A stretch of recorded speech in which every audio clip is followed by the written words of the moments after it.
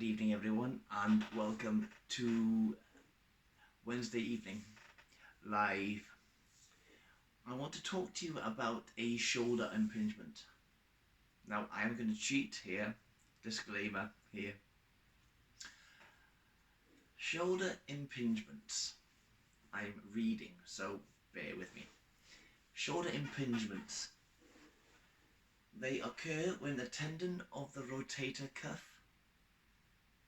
muscles are irritated. Not the rotator cuff, the rotator cuff muscles are irritated, right?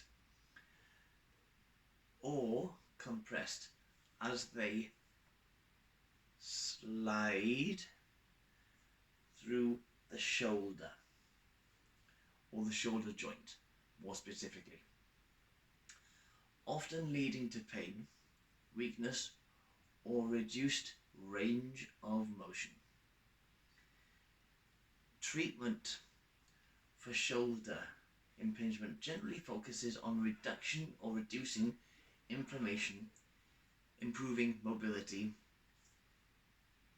Mobility meaning you can actually do things with it, that sort of thing. Extensions, internal, external rotations, the rotation of the cuff, joint, pain, hindrance free. So that should be how it is. However, guys, not always the case. Treatment for shoulder, again, shoulders or shoulder impingements generally focuses on the reduction of inflammation and the mobility and strengthening of the muscles around the shoulder. But sometimes that's not always how it works, right? We're going to go deeper into it. Certain people say, now I would agree on balance, that you shouldn't lift, throw, swim, and it does say crucial, rest is crucial. However, did you know that active recovery, according to some physiotherapists and me as a personal trainer, are better because in an impingement, once you understand what type of impingement is, how to work around it, you can strengthen it without necessarily letting it rest as much as some people say. Now, I'm not saying don't rest the shoulder. I'm not saying overwork the shoulder. What I'm saying is learn to get functional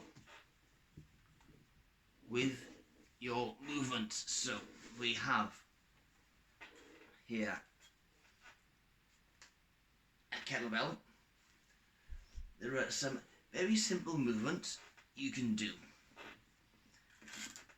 if you have a kettlebell to test if the shoulder is painful. Keep it tight. Now, disclaimer, I am not a doctor. If this hurts, don't do it. Get the elbow there. Weight on the middle of the wrist. Obviously, make sure you're not wearing a watch or a bracelet, and just do that. Very simple. You can also do this. Keep it attached there and see how that feels. Now, one of the problems might actually be not impingement under the shoulder. It could be it's being impinged because of the following.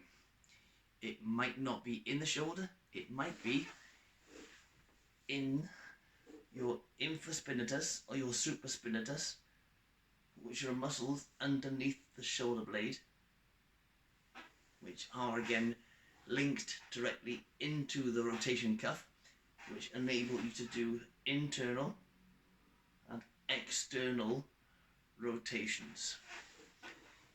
If you have weak back muscles, the likelihood is you are probably going to have a lot of training, recovery, rehabilitation in order to get yourself stronger. But If you do have a frozen shoulder, or if you are suffering from sharp, mild, any form of pain, please consult a doctor before looking at getting treatment or a physical training rehabilitation plan or package. This is crucial so that when you actually get the work done after understanding how the impingement has come, could have been a car crash, mountain bike crash, probably likelihood is compression from the shoulder inwards, again internal compression. That's quite common. People fall over and they put their shoulder into something and that goes in. That's compression. That can cause irritation, frozen shoulder and stuff. That is one of the things that I want to make sure that you out there, the world, are actually looking at doing. It says here that there are certain physical mobility movements you can do. Now, I've shown you one or two. However, if you want to know more and if you have a shoulder problem or any kind of physical problem regarding muscles, tendons or ligaments, if any of you on TikTok and Instagram as well have any problems with your body physiologically, shoulder problems, elbow problems, bicep pain, elbow pain, if you have any problems, let me know in the comments and I will get back to you. For now guys, I'm going to leave it with you and say thank you very much to all of my subscribers out there for basically following me and follow my little journey on YouTube. Don't forget to like, click, share and subscribe to my YouTube channel, and I will see you in the next one live.